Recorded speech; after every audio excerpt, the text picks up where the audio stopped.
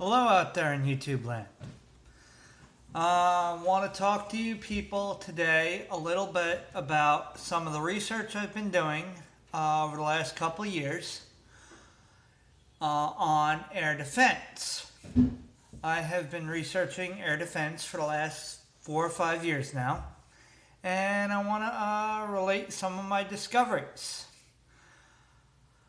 Air defense of the United States after World War II, with the Air Defense Command, was set up at Mitchell Field, New York. Below the Air Defense Command was Eastern Air Defense Force out of Stewart Air Force Base. After that was Western Air Defense Force out of Hamilton Air Force Base in California, set up in 1949, September 1949. And by 1951, Central Air Defense Force came into being, splitting the responsibility for air defense between these three air defense forces in the early 1950s. Below that, each air defense force had several air divisions. Within the Eastern Air Defense Force, you had the 30th Air Division, covering the central Midwest states from Illinois to Ohio and eastern Pennsylvania, Kentucky, West Virginia. Then you had the 32nd Air Division, which covered the Northeast, Maine, New Hampshire, Vermont, Massachusetts, and Connecticut and Rhode Island. And then you had the 26th Air Division, which covered central Pennsylvania, eastern Pennsylvania, New Jersey, lower New York, New Jersey, Delaware, Maryland, and Virginia. I'd like to focus today on my research on 26th Air Division. 26th Air Division was based out of Roslyn, New York, on northwestern Long Island near Manhattan. And its responsibility primarily was the air defense in New York City and Philadelphia.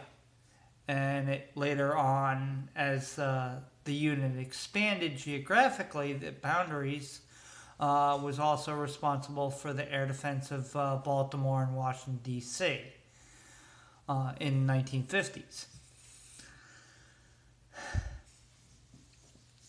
Within the 26th Air Division were several radar squadrons and fighter squadrons.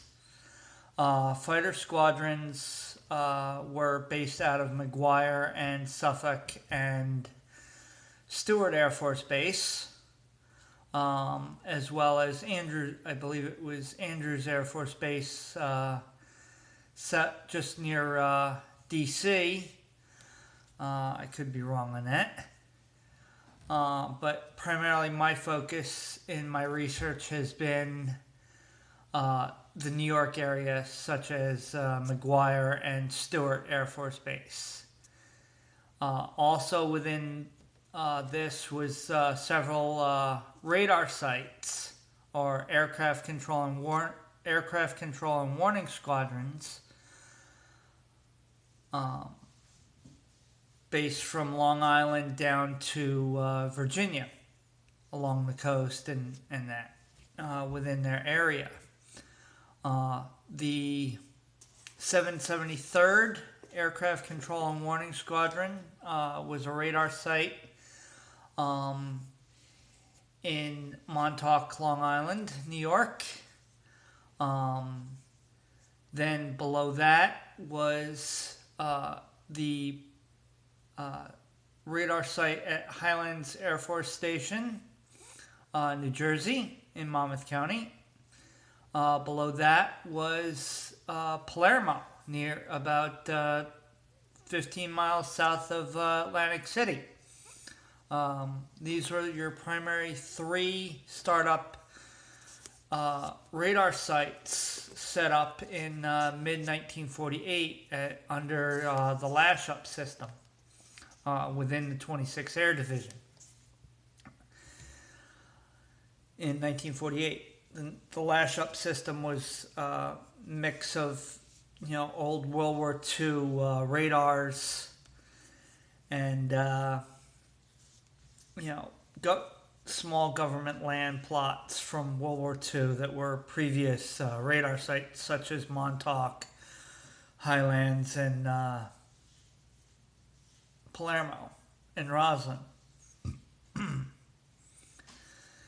These radar sites started out small, and they all reported their radar plots to Roslyn during the early Lash-Up period from 48 to 51.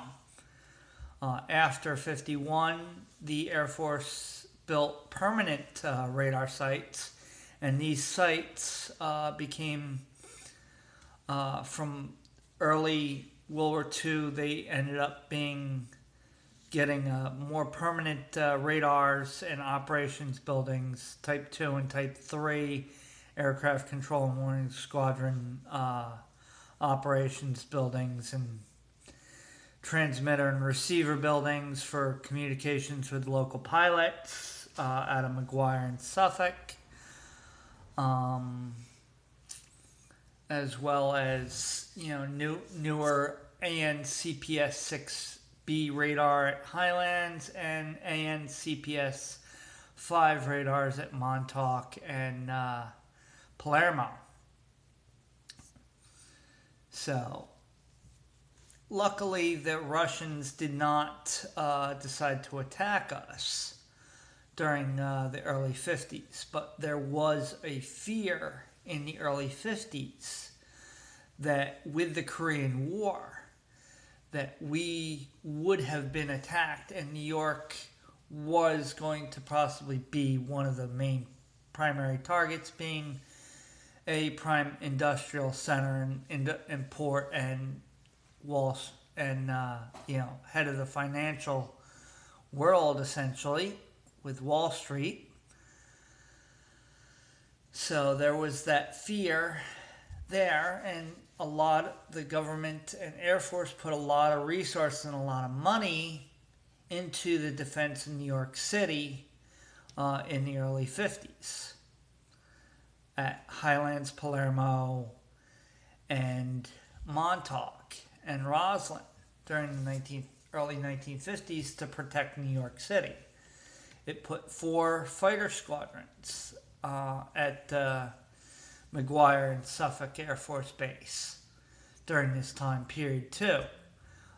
Increased the anti-aircraft battalions under the Army Anti-Aircraft Command, based out of Mitchell Field. First off, then that command moved out to Ent Air Force Base in Colorado, along with the Air Defense Command, in 1951 timeframe.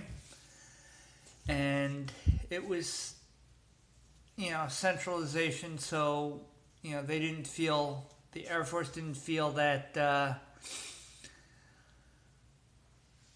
that area could withstand, was outside the limits of